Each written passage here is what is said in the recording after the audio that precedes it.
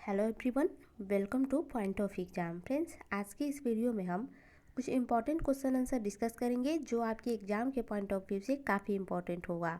So guys, आपसे request है कि आप इस वीडियो को स्टार्टिंग से लास्ट तक देखिएगा और ये ज़रूर मिलाइएगा कि कितने प्रश्नों का आंसर आपने सही दिया। तो ज़्यादा देर ना करते हुए चलिए वीडियो को स्टार्ट करते हैं। तो पहला प्रश्न है कि सेंधववासी मिठास के लिए किस वस्तु का प्रयोग करते थे। आपको बताना है कि सेंधववासी मिठास के लिए किस वस्तु का प्रयोग करते थे। तो किस वस्तु का प्रयोग करते थे, तो शहद का। याद रखिएगा, सेंधववासी मिठास के लिए किस वस्तु का प्रयोग करते थे, तो शहद का। ऋग्वेद में अघन्य शब्द किस पशु के लिए प्रयोग किया गया है। तो याद रखिएगा, ऋग्वेद में अघन्य शब्द किस पशु के लिए प्रयोग किया गया है, तो गाय के लिए। सिकंदर महान ने भारत पर कब आक्रमण किया, तो 326 ईस्वी पूर्व में। याद रखिएगा, सिकंदर महान ने भारत पे 326 ईस्वी पूर्व में आक्रमण किया था। और अघन्य, ऋग्वेद में अघन्य शब्द किस पशु के लिए प्रयोग होता था, तो गाय के लिए। भारत में सिकंदर का मुख्य युद्ध किसके साथ हुआ। आपको बताना है कि भारत में सिकंदर का मुख्य युद्ध किसके साथ हुआ। तो याद रखिएगा, भारत में सिकंदर का मुख्य युद्ध किसके साथ हुआ था, तो पोरस के साथ हुआ था। पाली ग्रंथों में गांव का मुखिया को क्या कहा जाता था। जो गांव के मुखिया होते थे उनको क्या कहा जाता था, पाली ग्रंथों में। तो याद रखिएगा, पाली ग्रंथों में गांव के मुखिया को भोजक कहा जाता था। क्या कहा जाता था, भोजक कहा जाता था। उज्जैन का प्राचीन नाम क्या था। तो याद रखिएगा, उज्जैन का प्राचीन नाम था अवंतिका। नंद वंश का संस्थापक कौन था, तो महापद्म नंद। याद रखिएगा, नंद वंश का संस्थापक कौन था, तो महापद्म नंद।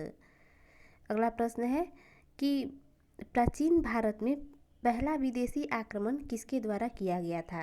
आपको बताएं कि प्राचीन भारत में पहला विदेशी आक्रमण किसने किया था। तो याद रखिएगा, प्राचीन भारत में पहला विदेशी आक्रमण किसने किया था, तो ईरानियों ने। ईरानियों के द्वारा पहला विदेशी आक्रमण किया गया था। मगध का कौन सा शासक सिकंदर का समकालीन था। तो याद रखिएगा, मगध का कौन सा शासक सिकंदर का समकालीन था, तो धनानंद।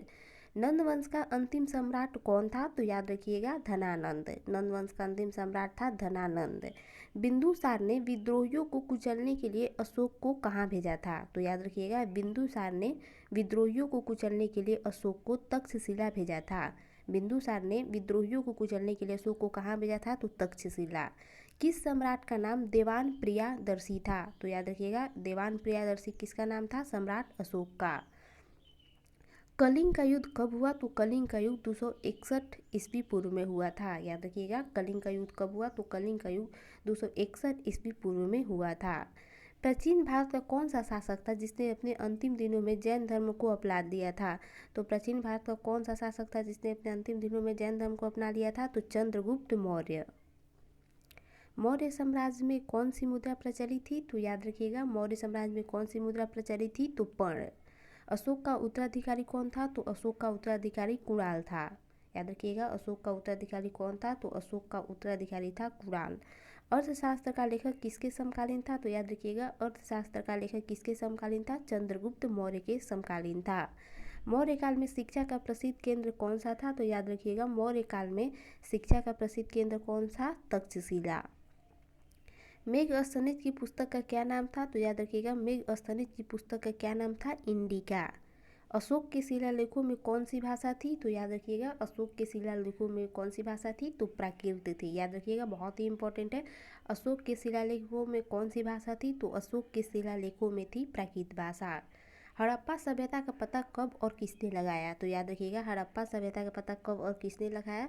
तो 19वीं शताब्दी में अंग्रेजों ने हड़प्पा सभ्यता का पता लगाया। हड़प्पा वासियों की सामाजिक व्यवस्था का मुख्य आधार क्या था। तो परिवार।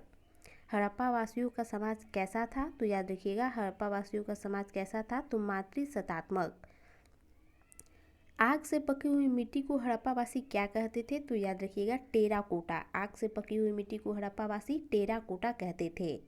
बिल्ली का पीछा करते हुए कुत्ते को पंजों का निशान कहाँ मिले हैं। तो सिंधुकालीन स्थल चन्हू में। किस खेल का प्रचलन हड़प्पा के समय था। तो शतरंज का। हड़प्पावासी किसे अपना पवित्र पक्षी मानते थे। तो फाख्ता का। स्वास्तिक किसकी देन है। तो याद रखिएगा, स्वास्तिक जो है वो हड़प्पा सभ्यता की देन है। हड़प्पा सभ्यता का देन है स्वास्तिक।